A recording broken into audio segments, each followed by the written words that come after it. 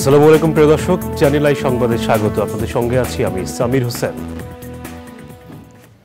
বিস্তারিত সংবাদের শুরুতে জানিয়ে দিচ্ছি সুপারফ্রেশ ফর্টিফাইড সয়াবিন তেল সংবাদ শিরোনামগুলো।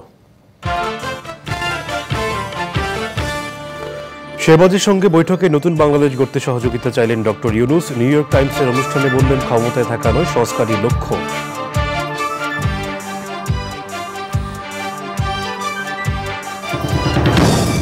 পুরনো দলগুলোর নতুন প্রজন্মকে ধারণ করতে হবে বললেন ডাকসুর সাবেক ভিপি নূর। সংসদে শক্তিশালী বিরোধী দলের বিকল্প নেই মন্তব্য।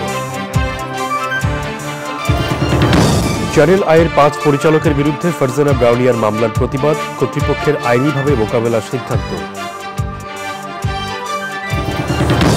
ঘাসবন, ঝোপঝাড় ও উদ্ভিদের সংখ্যা কমে যাওয়ায় নষ্ট হচ্ছে বাবুই পাখির আবাসস্থল, আশঙ্কাজনক হারে কমছে সংখ্যা। এবং শুক্রবার কানপুরে শুরু হচ্ছে বাংলাদেশ ভারত দ্বিতীয় টেস্ট। ব্যাটিং, বোলিং, ফিল্ডিংয়ে মনোযোগ দিয়ে টাইগারদের অনুশীলন।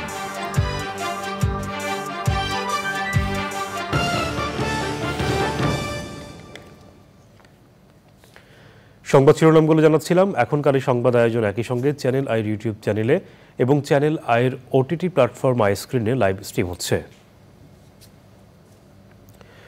এবার বিস্তারিত। দক্ষিণ এশিয়ার আঞ্চলিক সহযোগিতার প্ল্যাটফর্ম সার্ককে পুনরুজ্জীবিত করতে পাকিস্তানের সহযোগিতা চেয়েছে বাংলাদেশ। অন্তর্বর্তী সরকারের প্রধান উপদেষ্টা প্রফেসর মোহাম্মদ ইউনূস ও পাকিস্তানের প্রধানমন্ত্রী শেহবাজ শরীফের বৈঠকে দ্বিপাক্ষিক সহযোগিতা বাড়ানোর প্রয়োজনীয়তার কথাও উঠে আসে। চ্যানেল আই প্রতিনিধি রাশেদ আহমেদের সহযোগিতায় যুক্তরাষ্ট্র থেকে বিস্তারিত জানাচ্ছেন চকর মালিথা।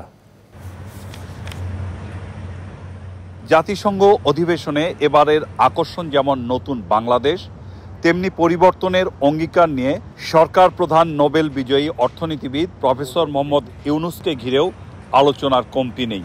বিশ্বের ক্ষমতাধর দেশ মার্কিন যুক্তরাষ্ট্রের প্রেসিডেন্ট জো বাইডেন সহ বিভিন্ন দেশের সরকার ও রাষ্ট্রপ্রধানরা প্রফেসর ইউনূসের সঙ্গে দ্বিপাক্ষিক ও একান্ত বৈঠক করেছেন।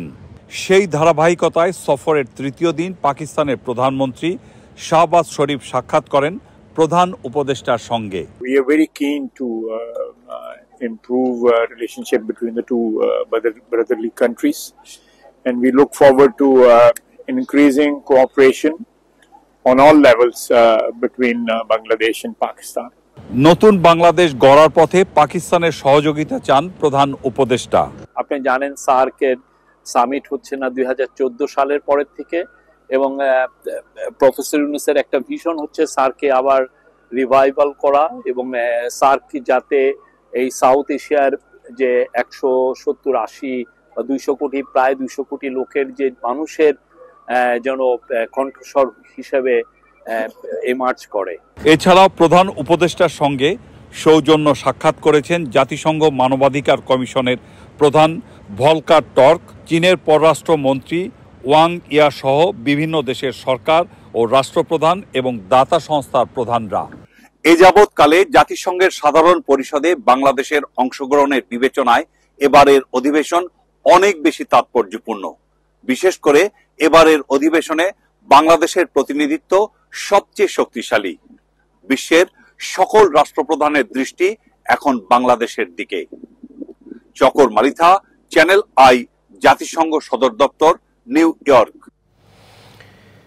ঠিক কতদিনের মধ্যে জাতীয় সংসদ নির্বাচন হবে তার নির্দিষ্ট সময় উল্লেখ না করলেও অন্তর্বর্তী সরকারের প্রধান উপদেষ্টা বলেছেন তিনি কখনোই ক্ষমতা আঁকড়ে থাকতে চান না। দ্য নিউ ইয়র্ক টাইমসের ক্লাইমেট ফরওয়ার্ড অনুষ্ঠানে প্রধান উপদেষ্টা বলেছেন সংস্কারই বর্তমান সরকারের সবচেয়ে বড় এজেন্ডা। শেখ হাসিনাকে বিচারের মুখোমুখি হতে হবে বলেও জানান ডক্টর ইউনূস। যুক্তরাষ্ট্র থেকে চকর মালিথার আরও একটি রিপোর্ট।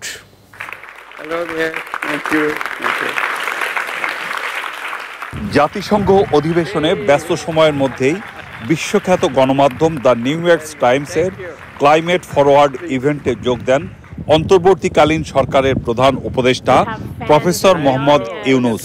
আন্তর্জাতিক ক্লাইমেট করেসপন্ডেন্ট সৌমেনী সেনগুপ্তের নেয়া দীর্ঘ সাক্ষাৎকারে প্রধান উপদেষ্টা জুলাই অভ্যুত্থানের মাধ্যমে নতুন বাংলাদেশ গঠন, সংস্কার, জাতীয় নির্বাচন সংক্রান্ত বিষয়গুলো নিয়ে প্রায় আধা ঘন্টা কথা বলেন। The whole theme of the government that we inherited from the student movement and the student revolution that just took place, which brought us into the power, is reform. We don't want to go back to what has happened to Bangladesh until August 5 this year. So the way they express it is that we push the reset button, done, build a new Bangladesh. So we are not inheriting things from our past. Okay. We build it completely new. So that's the task. Reform is the big agenda for us in every sector, because we have inherited devastated economy, devastated institution, destroyed the structures everywhere, policies. So we have to go build again in a new format. উঠে আসে বিগত সরকারের সময়ের সংগঠিত হত্যাকাণ্ড ও বিচার প্রসঙ্গ। Should the former Prime Minister Sheikh Hasina be extradited to face trial? Why shouldn't be? If she has pleaded crime, she should be extradited and brought to justice. You are just pleading the justice, she should be facing the justice too. প্রশ্ন ছিল সংস্কার পরবর্তী কতদিনের মধ্যে জাতীয় সংসদ নির্বাচন দিবে অন্তর্বর্তীকালীন সরকার। So there are 6 commissions now working. They are asked to submit their report in 3 months, what needs to be done. So there will be a blueprint of actions of reform, and this will be shared with all the political parties. If they think these can be done, it will be done. If they say, no, this part you leave alone for the elected government, we'll leave it for the elected government. So that's the time limit we need. 6 months, did you say? I have no idea how much time. Is there any chance that you would run for office? Do I look like someone who will run? I'm not in the running business at all. There is a chance that you would run for office? No way. That's not me. উন্নত দেশগুলোর উদাসীনতায় জলবায়ু পরিবর্তনের কারণে বাংলাদেশ ক্ষতিগ্রস্ত হচ্ছে, তাই সামগ্রিকভাবে সকলের স্বার্থে উদ্যোগ নিতে বলেন প্রধান উপদেষ্টা প্রফেসর মোহাম্মদ ইউনুস। এবার শুধু মাইক্রোক্রেডিট ও সামাজিক ব্যবসার জনক বা নোবেল লরিয়েট হিসেবে নয়, এবার পৃথিবীর রাজধানী খ্যাত নিউ ইয়র্ক শহরে প্রফেসর মোহাম্মদ ইউনুসের উপস্থিতির মাত্রাটি পুরোপুরি ভিন্ন, এবং এর মধ্যেই তিনি এভাবেও সফল হয়েছেন। চকর মালিথা, চ্যানেল আই, জাতিসংঘ সদর দপ্তর, নিউ ইয়র্ক। ত্যাগ, তিতিক্ষা ও সংগ্রামের মূল্য যদি কেউ না দেয়, তাহলে তাদের সাথে চলা সম্ভব নয় বলে মন্তব্য করেছেন গণ অধিকার পরিষদের সভাপতি ও ডাকসু সাবেক ভিপি নুরুল হক নূর। তিনি বলেন, পুরনো দলগুলোর নতুন প্রজন্মকে ধারণ করতে হবে। ডাকসু সাবেক ভিপি নূর এর মতে, সংসদে শক্তিশালী বিরোধী দল না থাকলে গণতন্ত্র অকার্যকর হয়ে পড়ে। তাফিমুল ইসলামের রিপোর্ট। গণতন্ত্র, ন্যায় বিচার, অধিকার ও জাতীয় স্বার্থ, এই 4 মূলনীতি নিয়ে 2021 সালে রাজনৈতিক দল হিসেবে যাত্রা শুরু করে গণ অধিকার পরিষদ। আত্মপ্রকাশের পর থেকে সরকার পতনের আন্দোলন করে আসছিল দলটি। আওয়ামী লীগ সরকার পতনের পর নির্বাচন কমিশন থেকেও নিবন্ধন পেয়েছে গণ অধিকার পরিষদ। তরুণ প্রজন্মের দল হিসেবে পরিচিত গণ অধিকার পরিষদের সভাপতি ও ডাকসুর সাবেক ভিপি নুরুল হক নূর বলেছেন, সরকার পতনের পর কেউ মূল্য না দিলে তাদের সাথে চলা সম্ভব নয়। এই তরুণ প্রজন্মের যে একটা জয় জয়কার, তরুণ প্রজন্মের প্রতি মানুষের যে একটা ইতিবাচক দৃষ্টিভঙ্গি, এইটাকে আমাদের পুরানো রাজনীতিবিদদেরকে ধারণ করতে হবে। তারা যদি মনে করে যে আমরা একটা আমরা অভিজ্ঞতা ছিলাম, আমরা এই রাষ্ট্র পরিচালনা করেছি, কাজে আমরাই সর্বেসর্বা। এই আন্দোলন কিন্তু দেখিয়েছে যে ছাত্ররাই কিন্তু সরকারের পতন ঘটানোর আন্দোলনের নেতৃত্ব দিয়েছে। প্রশাসন ব্যবহার করে রাতের ভোটে কেউ আর এমপি মন্ত্রী হতে পারবেন না মন্তব্য করে নূর বলেন, আগামী নির্বাচনে শক্তিশালী বিরোধী দল না হলে গণতন্ত্র অকার্যকর হবে। শেখ হাসিনাও নির্বাচন করেছে, তাদেরও গৃহপালিত বিরোধী দল ছিল। সেই গৃহপালিত দলের কর্মকাণ্ড আমরা দেখেছি যে গৃহপালিত বিরোধী দলের নেতারাই বলছেন যে আমরা সরকারি দল না বিরোধী দল আমরা নিজেরাও জানি না। তো কাজে এই রকমের যদি আবার ঠুটু জগন্নাথ মার্কা একটা বিরোধী দল এবং একটা পার্লামেন্ট হয়, সেই পার্লামেন্ট দিয়েও দেশের মানুষের ভাগ্যের খুব বেশি পরিবর্তন হবে না। কাজে এখান তো যেমন সরকারি দল প্রয়োজন, স্ট্রংলি একটা বিরোধী দলও প্রয়োজন। অন্তর্বর্তী সরকারের কাছে মানুষের যে প্রত্যাশা ছিল তা পূরণ হয়নি জানিয়ে নুরুল হক নূর বলেছেন, রাজনৈতিক দলগুলোর সাথে আলোচনার মাধ্যমে রাষ্ট্র সংস্কার করা উচিত। তাফহিমুল ইসলাম, চ্যানেল আই, ঢাকা। ঢাকার চিফ মেট্রোপলিটন ম্যাজিস্ট্রেট আদালতে চ্যানেল আইয়ের ৫ জন পরিচালকের বিরুদ্ধে ফারজানা রশিদ ব্রাউনিয়ার মামলা দায়েরের পরিপ্রেক্ষিতে চ্যানেল আই কর্তৃপক্ষ ও পরিবার গভীর উদ্বেগ প্রকাশ করছে এবং মিথ্যা মামলায় তাদের হয়রানি বন্ধের দাবি জানাচ্ছে। চ্যানেল আই কর্তৃপক্ষ তাদের ব্যাখ্যায় বলেছে, মামলায় ফারজানা রশিদ ব্রাউনিয়াকে তার চাকরির পাওনাদি পরিশোধ না করার ও তার কাছে ৫০ কোটি টাকা চাঁদা দাবি ও হুমকি দেয়া সংক্রান্ত অভিযোগ হাস্যকর ও মিথ্যায় পরিপূর্ণ। মামলার আবেদনে যেসব অযাচিত ভাষা ব্যবহার করা হয়েছে তা খুবই দুঃখজনক।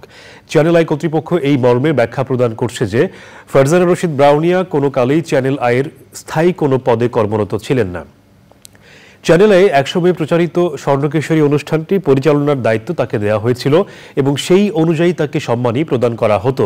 ২০১৮ সালের নভেম্বর মাস থেকে স্বর্ণকেশরী অনুষ্ঠানটি কর্তৃপক্ষের সিদ্ধান্তে বন্ধ হয়ে যায়। সেই কারণে চ্যানেল আইয়ের কাছে ফারজানা রশিদ ব্রাউনিয়ার কোনো পাওনা থাকার প্রসঙ্গ অবান্তর। এছাড়া ২০১৮ সাল থেকে শুরু করে কোনো সময়ই এই ধরনের কোনো দাবি দেওয়ার কথা কারোর জানা নেই। মূলত নিজের বিভিন্ন অসাধু সংশ্লিষ্টতা আড়াল করতে এই মামলা দায়ের করা হয়েছে বলে মনে করে চ্যানেল আই কর্তৃপক্ষ। চ্যানেল আইয়ের ৫ জন পরিচালককে ব্যক্তিগত আক্রোশে অযথা হয়রানি, সম্মানহানি কিংবা অন্য কোনো বিশেষ উদ্দেশ্য হাসিলে এই মামলা করা হয়ে থাকতে পারে বলে চ্যানেল আই কর্তৃপক্ষ মনে করছে। মামলার অভিযোগের সাথে সম্মানিত ৫ জন পরিচালকের কোনো সংশ্লিষ্টতা নেই ব্যাখ্যায় বলা হয়েছে, দায়ের হওয়া মিথ্যা মামলাটি চ্যানেল আইয়ের উক্ত ৫ জন পরিচালক আইনগতভাবে মোকাবিলা করার সিদ্ধান্ত নিয়েছেন।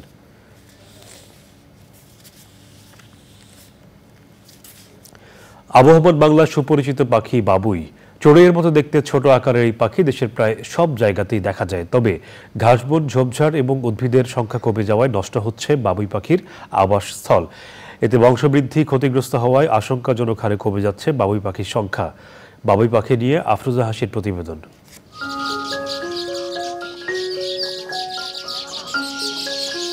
নিজ হাতে গড়া মোড়, কাঁচা ঘর খাসা। বাংলার সদাচঞ্চল নিষ্ঠাবান বুনন শিল্পী হিসেবে পরিচিত বাবুই পাখিকে দেখেই এই কবিতা লিখেছিলেন রজনীকান্ত সেন। মূলত শহরের তুলনায় গ্রামাঞ্চলেই বেশি দেখা যায় বাবুই পাখি।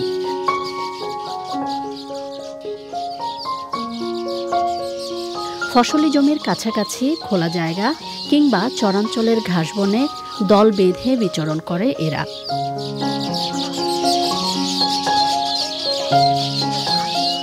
দেশে বাংলা বাবুই, ডোরা বাবুই ও দেশি বাবুই এই ৩ প্রজাতির বাবুই পাখির বসবাস। দুর্লভ প্রজাতির মধ্যে রয়েছে বাংলা বাবুই বা কালো বুক বাবুই। পুরুষ ও স্ত্রী পাখির দেহের রঙে পার্থক্য দেখা যায়। প্রজননকালে পুরুষ পাখির মাথা হলুদ, ঘাড় ধূসর কালো, বুকে চওড়া কালো দাগ দেখা যায়।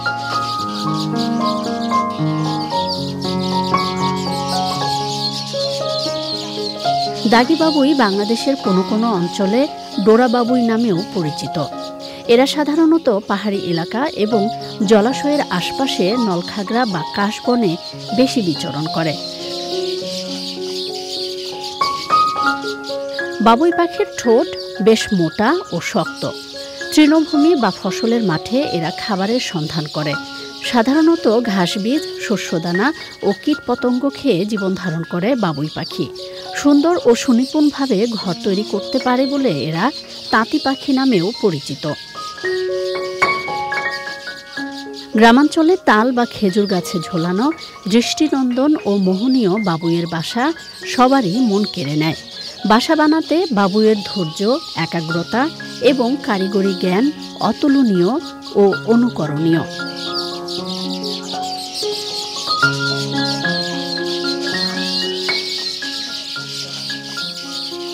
বাবুই পাখির শিল্পগুণ মুগ্ধ করে সবাইকে। তবে তালগাছ সহ আবাসস্থল ধ্বংস হওয়ায় বাবুই পাখির বাসা হারিয়ে যাচ্ছে গ্রাম বাংলা থেকে। পরিবেশের ভারসাম্য রক্ষাকারী এসব পাখির অস্তিত্ব টিকিয়ে রাখতে এদের খাবার ও বংশবৃদ্ধির উপযুক্ত পরিবেশ নিশ্চিত করতে হবে।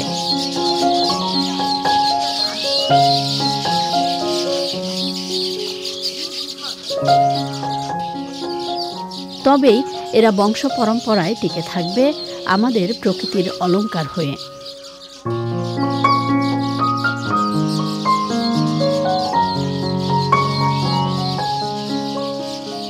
আফরোজা হাসি, প্রকৃতি ও জীবন ডেস্ক, চ্যানেল আই।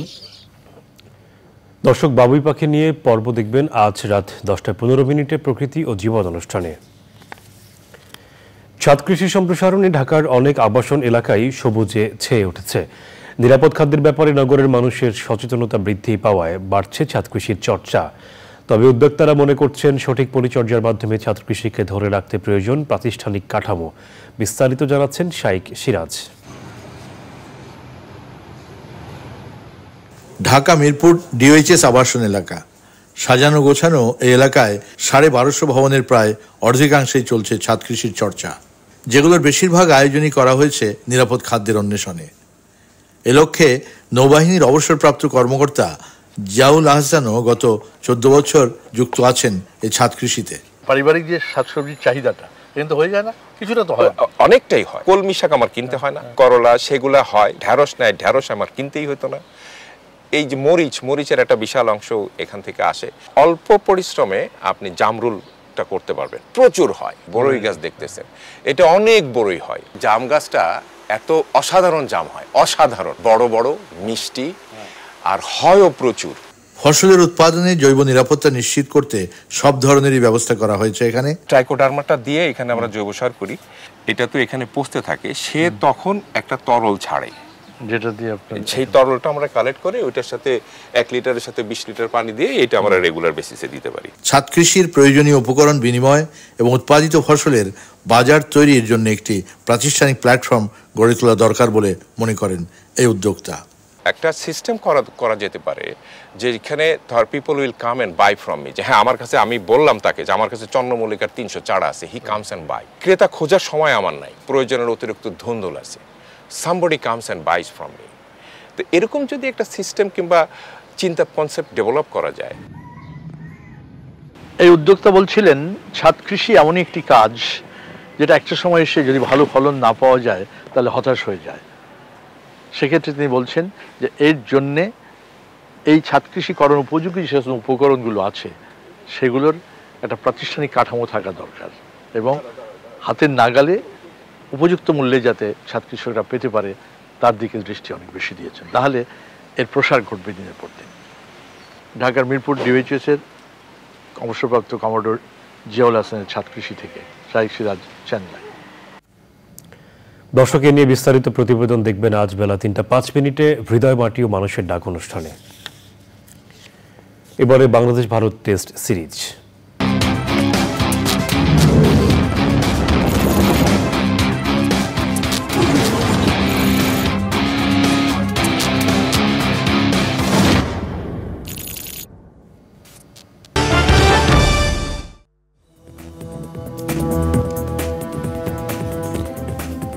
বিরতির পর আবার আমন্ত্রণ,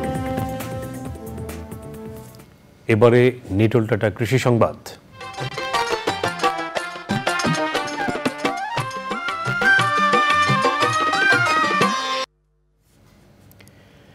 গাজীপুরের মির্জাপুরে লেয়ার মুরগি পালন করে স্বাবলম্বী হয়েছেন মোকসেদ আলম। ছাত্রজীবন থেকেই লেখাপড়া শেষে শখের বশে খামার করছেন তিনি। গাজীপুর থেকে ফজলুল হক মণ্ডলের তথ্য ও মাসুদ পারভেজের ভিডিও চিত্রে আল মোকসিদের রিপোর্ট। প্রথমে একটি মুরগির শেড তৈরি করে 1000 লেয়ার মুরগি পালন শুরু করেন এস.এম. মোকসেদ আলম। এরপর আর পেছনে ফিরে তাকাতে হয়নি তার। বর্তমানে তার 4টি মুরগির শেড এবং ছোট বড় মিলিয়ে প্রায় 12,000 মুরগি রয়েছে তার খামারে। সবগুলো প্রোডাকশনে নাই, ইলেকট্রিসিটি থাকেই না। এছাড়া ইলেকট্রিসিটিটা যখন চলে যায় তখনই কিন্তু এই প্রবলেমটা বেশি সৃষ্টি হয়। আর 10-12 মুরগি প্রোডাকশনে আছে। 12,000 মুরগি থেকে প্রতি মাসে 7-8 লাখ টাকার মতো থাকে। মোকসেদ আলমের সাফল্য দেখে অনেকেই মুরগি পালন করে এখন স্বাবলম্বী। গরমের কারণে ওষুধও দেওয়া হয়, স্যালাইন দেওয়া হয়, আবার প্লাস ভিটামিন খাওয়ানো হইতেছে। আমরা দেখে উদ্বুদ্ধ হয়েছি, আমারও ইচ্ছা আছে ওনার মতো একটা বড় ধরনের মুরগির খামার তৈরি করা। এলাকার এই পোলট্রির খামারের মাধ্যমে আমরা এলাকার বেকার যুবকরা স্বাবলম্বী হতে পারছি এবং আমাদের আলহামদুলিল্লাহ একটা ভালো একটা কর্মসংস্থানের ব্যবস্থা হয়েছে। খামারিদের নিয়মিত প্রশিক্ষণ দিচ্ছে জেলা প্রাণী সম্পদ অধিদপ্তর। খামারিদের আমরা নিয়মিত প্রশিক্ষণ দিচ্ছি, খামার পরিদর্শন করতেছি, মনিটরিং করতেছি, তাদের হলো ট্রিটমেন্ট, ভ্যাকসিনেশন, নতুন নতুন যে আমাদের টেকনোলজিগুলি আসছে সেই বিষয়গুলি তাদের প্রশিক্ষণ দিয়েছি। মুরগির খামার ব্যবসা সফল করতে নিরবিচ্ছিন্ন বিদ্যুৎ সরবরাহের দাবি জানিয়েছেন সংশ্লিষ্টরা। আল মুকসিদ, চ্যানেল আই। এবারে প্রকৃতি সংবাদ।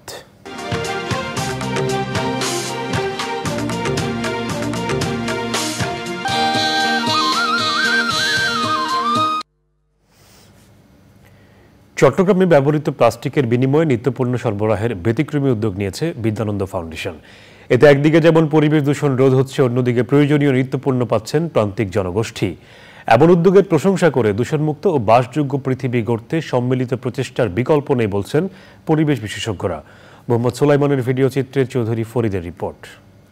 বন্দর নগরী চট্টগ্রামে প্রতিদিন শত শত মেট্রিক টন প্লাস্টিক বর্জ্য তৈরি হচ্ছে, যা বিভিন্ন নদী, খাল, নালা হয়ে বঙ্গোপসাগরে গিয়ে পড়ছে।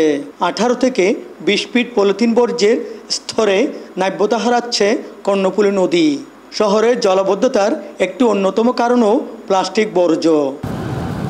নদীর প্রাণ প্রবাহ বাঁচানোর পাশাপাশি পরিবেশ সুরক্ষায় প্লাস্টিক দূষণ রোধ এখন সময়ের দাবি বলেছেন সংশ্লিষ্টরা। প্লাস্টিকের ক্ষতিকর দিক বিষয়ে দেশ এবং জাতিকে এরা উদ্বুদ্ধ করছে, সচেতন করছে।